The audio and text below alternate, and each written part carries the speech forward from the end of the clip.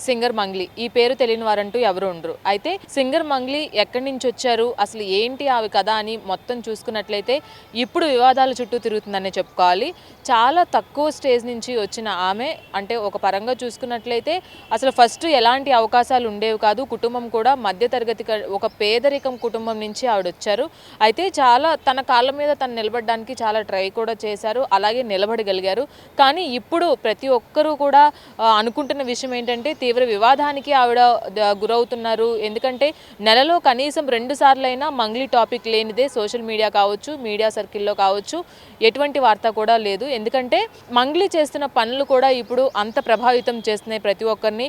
First మనం చూసుకున్నట్లయితే ఆవిడ పాడిన లిరిక్స్ ఏవైతే ఉన్నాయో, ఒక జానపద గేయం, అది కూడా ఏవైతే బోనాలు పండగకి సంబంధించిన పాటలు ఉన్నాయో అందులో కూడా సాహిత్యం అనేది చాలా వినడానికి కూడా ఇదిగా ఉంది అని కూడా కొంతమంది ఫిర్యాదుతో అప్పట్లో వివాదంలోకి వచ్చారు. అప్పుడు కూడా ఒక క్లారిటీ ఇచ్చేశారు. దాని తర్వాత మళ్ళీ ఒక ఫామ్ హౌస్ స్టోరీతో ఆవిడ బయటకు రావడం జరిగింది. ఫామ్ హౌస్లో పార్టీలు జరగడం, అలాగే ఆ పార్టీలో అధిక మొత్తంలో లిక్కర్ లభ్యమవడం, ఎటువంటి పర్మిషన్ లేకుండా పార్టీలు చేసుకోవడం, ఎక్కువ మొత్తంలో అందరూ డ్రింక్ చేసి ఉండడం, డ్రగ్స్ ఉన్నాయా అనే కోణంలో కూడా మంగ్లీని విచారించడం జరిగింది. అప్పుడు కూడా వార్తల్లోకి ఎక్కారు మంగ్లీ. అయితే దాని తర్వాత కూడా ఆవిడ ఎక్స్ప్లెనేషన్ ఇవ్వడం జరిగింది, నా తప్పు లేనిదే నన్ను దూషించడం మానేయండి అని. అలాగే రీసెంట్గా మంగ్లీ పాడిన పాట కూడా ఇప్పుడు ట్రోల్ అవుతుంది. ఆవిడ పాడిన లిరిక్స్ ఏదైతే ఉందో కేడీ మూవీలో, ఆ లిరిక్స్కి సంబంధించిన కూడా గత 2 వారాల క్రితం, అలా 2-3 వారాల క్రితం కూడా ఆవిడ పైన కొంచెం సోషల్ మీడియాలో వ్యతిరేకత కనిపించిందని చెప్పుకోవాలి. అలాగే ఆ వార్త ముగియక ముందే వారం రోజుల తర్వాత కొంతమంది పెట్టుబడిదారులు ఎవరైతే ఉన్నారో మమ్మల్ని వ్యాపారాన్ని నిమిత్తం పెట్టుబడులు అడిగారు, పెట్టుబడుల నిమిత్తం వందలాది మంది దగ్గర నుంచి కూడా వాళ్ళు కొన్ని కోట్ల రూపాయలు స్కామ్ చేసినట్లుగా కూడా బాధితులు వచ్చి ఫిర్యాదు చేయడం జరిగింది. ఎందుకంటే దగ్గరగా 150 కోట్ల రూపాయలు బిజినెస్ స్కామ్ అనేది మంగ్లీ సోదరుడు శివ, అలాగే కొంతమంది సన్నిహితులతో కలిసి మంగ్లీ ఈ స్కామ్ చేసినట్లుగా కూడా వాళ్ళు ఫిర్యాదులో పేర్కొన్నారు. అప్పుడు దానికి సంబంధించిన లాయర్ కూడా ప్రెస్ క్లబ్లో ఒక ప్రెస్ మీట్ పెట్టి మంగ్లీకి ఎటువంటి సంబంధం లేదు, ఇవన్నీ కూడా అనుచిత వ్యాఖ్యలు, అలాగే ఆరోపణలు, కాబట్టి వీటిని ఎవరూ నమ్మాల్సిన పని లేదు, మంగ్లీ చాలా మంచిది, మంగ్లీ ఎటువంటి స్కామ్లు చేయలేదని ఒక వివరణ కూడా ఇస్తూ ఒక లాయర్ కూడా, అలాగే లాయర్ కమ్ ప్రొడ్యూసర్ కూడా ప్రెస్ క్లబ్లో ఒక మీటింగ్ పెట్టి మరీ చెప్పడం జరిగింది. అయితే దాని తర్వాత కంటిన్యూస్గా కూడా మంగ్లీ పైన ఇదే స్కామ్లు ఉన్నాయని చాలామంది చెప్తూ వచ్చారు. అలాగే కొంతమంది దగ్గర డబ్బులు తీసుకొని వాళ్ళు ఇవ్వడం లేదు, అలాగే అడిగితే బెదిరిస్తున్నారు అని కూడా కొంతమంది బాధితులు చెప్తున్న పరిస్థితి. ఈరోజు మెయిన్గా చూసుకున్నట్లయితే పంజాగుట్ట పిఎస్లో ఒక కేసు అయితే నమోదైంది. ఆ కేసు మనం పూర్తిగా చూసుకున్నట్లయితే 10 కోట్ల రూపాయలు వీళ్ళ దగ్గర నుంచి డబ్బులు తీసుకొని ఎవరైతే బాధితులు ఉన్నారో వాళ్ళని అడిగితే వాళ్ళని బెదిరిస్తున్నారు అని కూడా చెప్పారు. అలాగే వాళ్ళకి సంబంధించిన లాయర్ ఎవరైతే ఉన్నారో సుబ్బారావును కూడా వాళ్ళు చంపేస్తామంటూ, ఈ కేసు కనుక మీరు వాదించినట్లయితే మిమ్మల్ని చంపేస్తామని కూడా వాళ్ళు బెదిరించినట్లుగా కూడా తెలుస్తుంది. అయితే మెయిన్గా ఆయనకి ఎవరైతే కాల్ చేశారో సుబ్బారావుకి వేణు ఉడుగుల కూడా ఇందులో పేరు మెన్షన్ చేశారు. డైరెక్టర్ వేణు ఉడుగుల కాల్ చేసి మంగ్లీ విషయంలో కనుక ఇన్వాల్వ్ అయితే మిమ్మల్ని చంపేస్తామంటూ ఆయన కూడా బెదిరించారు అని కూడా ఆయన చెప్పడం జరిగింది.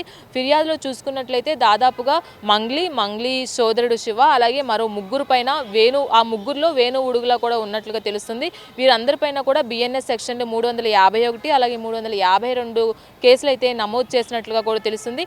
ఏదేమైనప్పటికీ కూడా మంగ్లీ సోదరుడు ఫస్ట్ నుంచి కూడా ఈ బిజినెస్ స్కామ్లు చేస్తున్నారా, లేదంటే వీళ్ళ వెనకాల ఏదైనా నెట్వర్క్ ఉందా, ఆ నెట్వర్క్ని ఉపయోగించుకొని ఈ స్కామ్లన్నీ చేస్తున్నారా, ఎవరెవరు ఉన్నారు, ఎంత మొత్తంలో స్కామ్ చేశారు, అసలు మంగ్లీ పాత్ర ఏంటి, మంగ్లీ సోదరుడు శివ పాత్ర ఏంటి, ఇందులోకి వేణు ఉడుగులా ఎందుకు వచ్చారు, ఇవన్నీ కూడా ఇప్పుడు నడుస్తున్న డిస్కషన్. అలాగే పోలీసులు కూడా లోతుగా విచారణ చేస్తున్నారు.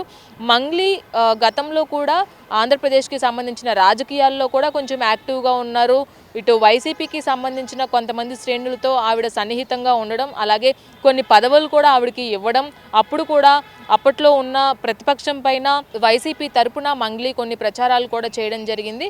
అయితే అప్పుడు కూడా కొన్ని టెంపుల్స్కి వెళ్ళినప్పుడు కూడా మంగ్లీ తీవ్ర వ్యతిరేకత కూడా ఎదుర్కొందని చెప్పుకోవాలి. ఇలా తరచుగా కూడా ఏదో ఒక వివాదంలో మంగ్లీ ఎందుకు చిక్కుకుంటున్నారు, నిజంగానే అంటే ఒక చిన్న స్థాయి నుంచి వచ్చిన ఒక ఆర్టిస్ట్ కావచ్చు, అలాగే ఒక సింగర్ కావచ్చు, ఏ విధంగా మలుసుకోవాలి, అలాగే తక్కువ టైంలో ఇంత ఎక్కువ ఆస్తులు మంగ్లీకి ఎలా వచ్చాయనే అనుమానం కూడా ఇప్పుడు అందరికీ తెలుస్తుంది.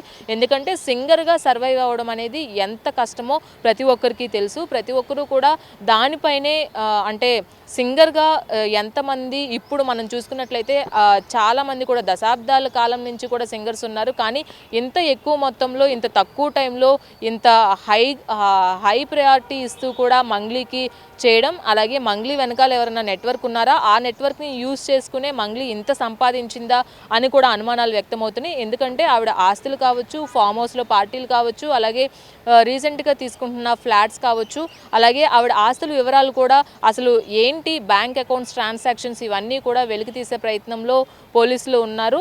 పంజాగుట్ట పిఎస్లో నమోదైన ఈ కేసు నేపథ్యంలో ఇప్పుడు మంగ్లీ చుట్టూ కూడా ఒక ఉచ్చు బిగుస్తుందనే చెప్పుకోవాలి.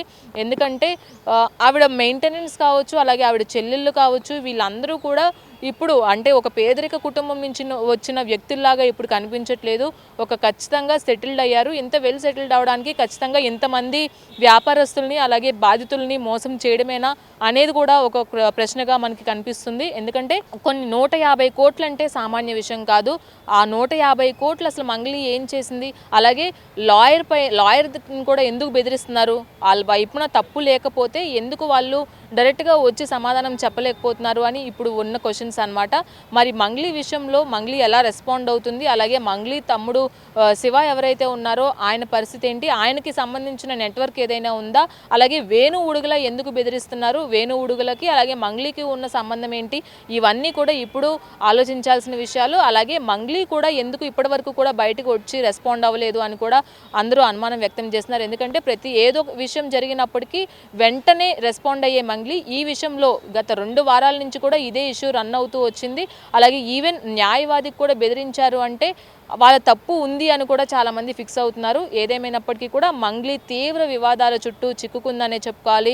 ఈ వివాదాలకి ఫుల్ స్టాప్ పడాలంటే మంగ్లీ బయటకు వచ్చి మాట్లాడాలి. లేదంటే పిఎస్లో నమోదైన కేసుకి ఆవిడ స్వతహాగా హాజరవుతారా, హాజరైతే ఎటువంటి ప్రూఫ్లతో హాజరవుతారు, అలాగే ఆవిడ బ్యాంక్ ట్రాన్సాక్షన్స్ ఏం చెప్తున్నాయి, ఇవన్నీ కూడా ఇప్పుడు పోలీసుల ముందున్న సవాళ్ళు. అలాగే మంగ్లీ కూడా ఒక క్లారిటీ ఇవ్వాల్సిన అవసరం ఎంతైనా ఉంది. సో ఇది మంగ్లీ కేసుకి సంబంధించిన అప్డేట్స్. ఇలాంటి మరిన్ని అప్డేట్స్ కోసం కీప్ వాచింగ్ మెగా 9 టీవీ.